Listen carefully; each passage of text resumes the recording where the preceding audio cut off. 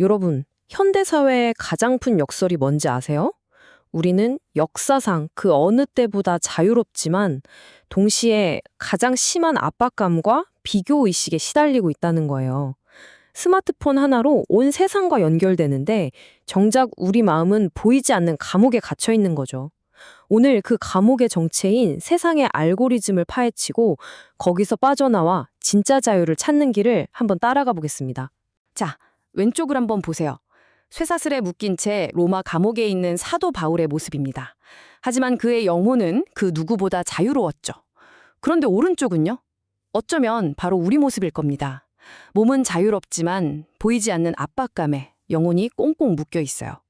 어떻게 이런 일이 가능할까요? 이야기는 바로 저 로마 감옥에서 시작됩니다. 사도 바울은 저곳에서 골로새서를 썼어요. 근데 정말 흥미로운 게 뭔지 아세요?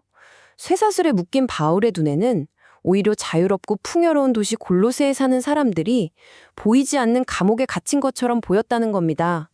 바울이 본 그 보이지 않는 감옥, 그게 바로 세상의 알고리즘입니다. 이건 우리를 끊임없이 평가하고 비교하며 옴짝달싹 못하게 만드는 아주 강력한 사고방식이죠. 지금부터 이 알고리즘이 어떻게 작동하는지 그 코드를 한번 같이 뜯어보겠습니다. 당시 골로새 사람들은 세 가지 거대한 압박에 시달렸습니다. 첫째, 넌 더 똑똑해야 해. 더 높은 지식을 요구하는 헬라 철학의 압박. 둘째, 넌 더 완벽해야 해. 수많은 규칙을 다 지켜야 한다는 유대교 율법주의의 압박. 그리고 마지막으로 넌 더 특별해야 해. 신비한 영적 체험을 해야만 진짜라는 신비 종교의 압박이었죠. 이게 뭐 2000년 전 이야기 같으세요? 좋은 스펙 쌓아야 인정받지? 이런 규칙은 다 지켜야 좋은 사람 소리 듣지. 와, 저 사람처럼 뭔가 특별한 체험이 있어야 진짜 신앙 아닐까? 이런 목소리 참 익숙하지 않나요? 우리를 매일같이 평가하는 소셜미디어 피드와 주변의 시선. 이게 바로 오늘날 우리를 옥죄는 현대판 알고리즘인 겁니다.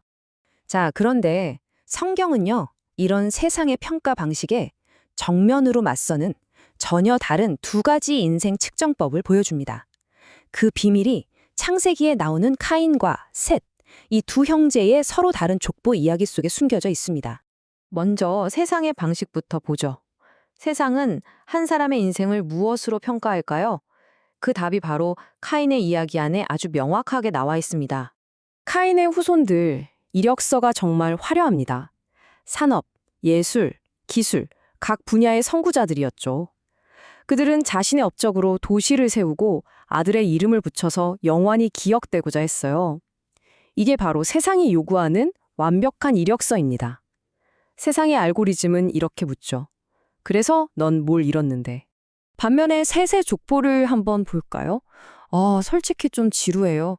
무슨 화려한 업적 하나 없이 낳고 살고 죽고가 계속 반복되거든요. 세상의 눈으로 보면 정말 아무 가치도 없어 보이는 그저 그런 인생들의 기록처럼 보입니다.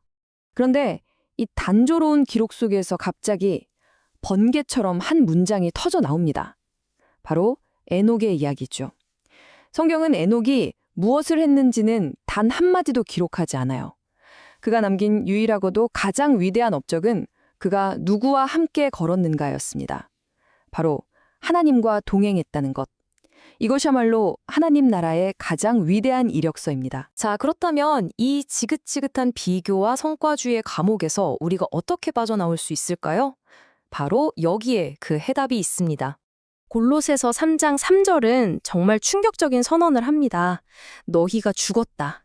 여기서 핵심은 이게 과거형이라는 거예요. 이미 끝난 사건이라는 거죠. 이게 무슨 뜻일까요? 다른 사람 시선에 흔들리고 스펙으로 나를 증명하려던 나의 옛 자아가 그리스도와 함께 십자가에서 이미 죽었다는 선언입니다. 그리고 말씀은 이어집니다.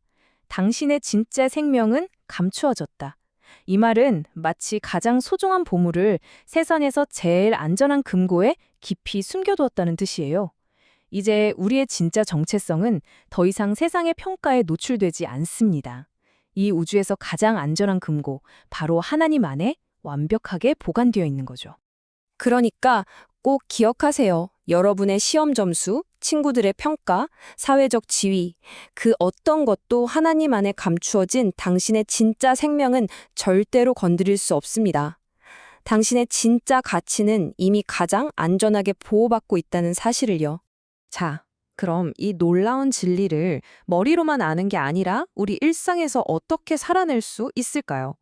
이 신학적인 사실을 우리의 실제적인 삶으로 한번 가져와 봅시다.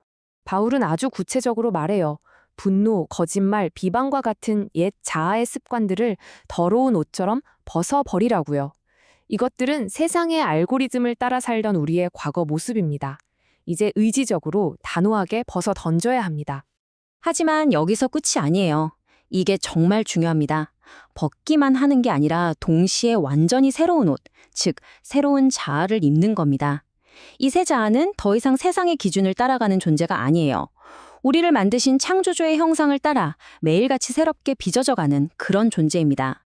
그리고 이 새로운 정체성은요, 세상이 그토록 중요하게 여기는 모든 인간적인 비교 시스템과 순위표를 그냥 박살내버립니다.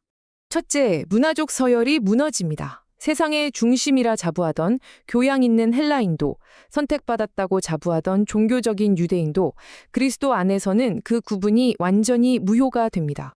둘째, 종교적 서열이 취소됩니다.